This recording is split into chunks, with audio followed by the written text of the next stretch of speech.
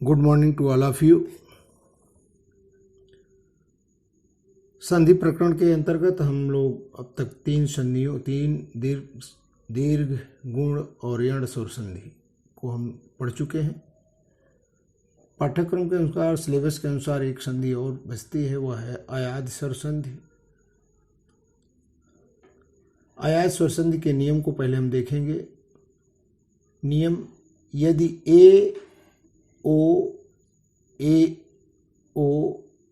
ऐ और औ के बाद कोई भी स्वर आए तो ए का ऐ, ओ का औ, ऐ का आय और औ का आव हो जाता है।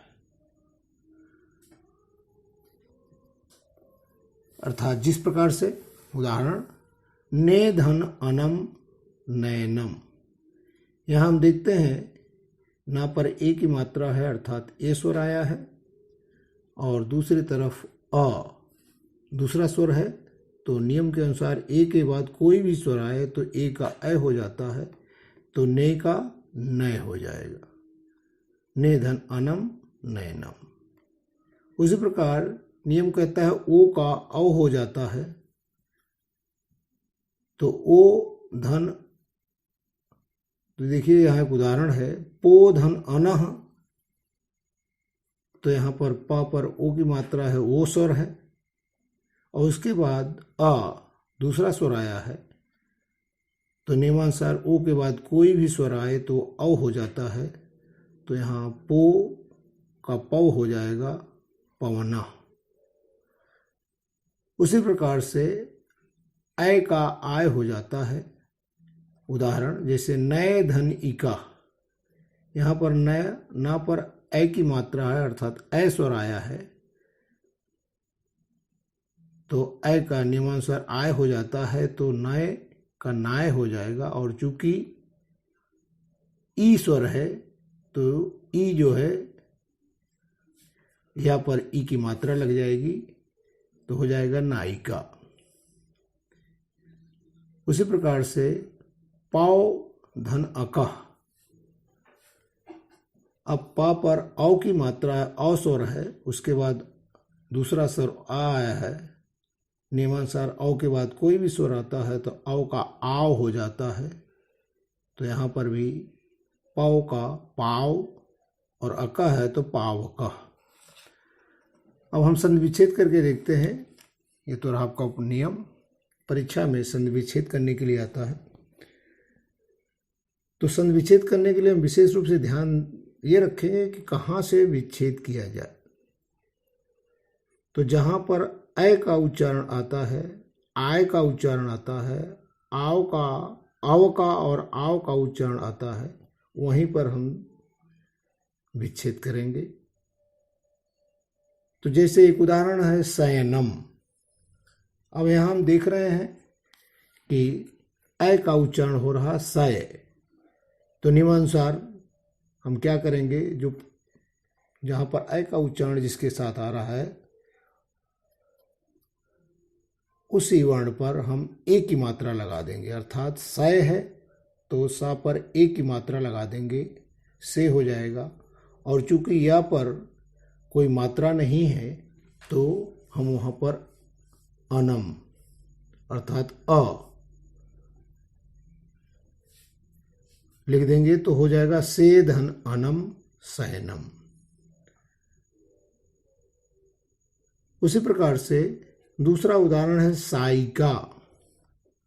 अब यहाँ हम देखते हैं, यहाँ आय का उच्चारण हुआ है, ऊपर में ऐ खा था, अब यहाँ साइका में आय का उच्चारण हो रहा है, तो नियमानुसार हम क्या करेंगे, यहाँ आयिका, साइका मर आय पर हम इसको तोड़ेंगे। तो पहले जो अक्षर है, वर्ण है, वह है सा, तो सा पर हम ऐ की मात्रा लगा देंगे, तो हो जाएगा सय। और दूसरी तरफ चूंकि या पर ई की मात्रा लगी हुई है, तो हम ईश्वर, चूंकि लघु ई की मात्रा है, ह्रस्व है ई, तो ह्रस्व ई हम लिख देंगे, और हो जाएगा यह सय धन इका साइका। उसी प्रकार से दूसरा उदाहरण देखते हैं हम, पवित्र।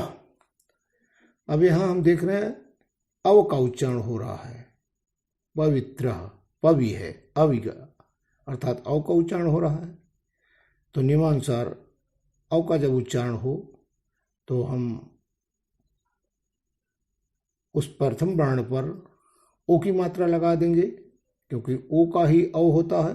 तो पा पवि है तो पा पर ओ की मात्रा लग जाएगी पो, और चूंकि वा पर ई की मात्रा लगी हुई है तो हम ईश्वर को लिख देंगे पवित्र।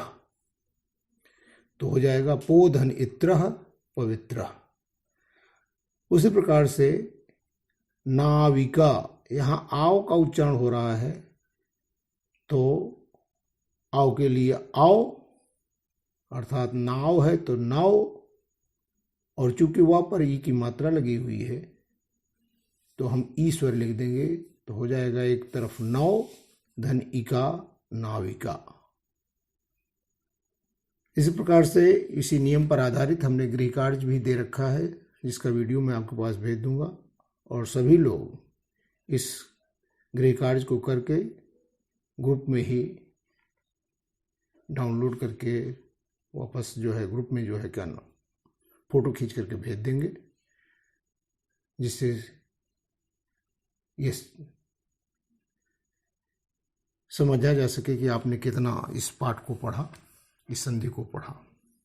Thank you.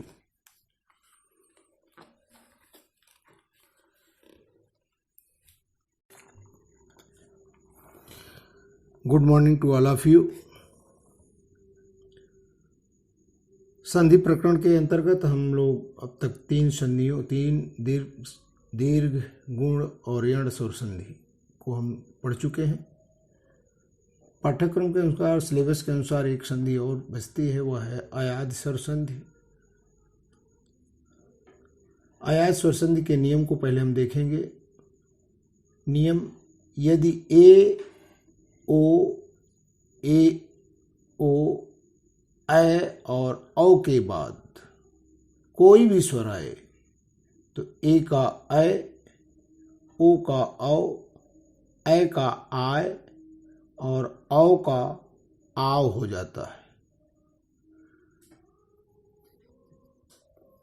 अर्थात जिस प्रकार से, उदाहरण, ने धन अनम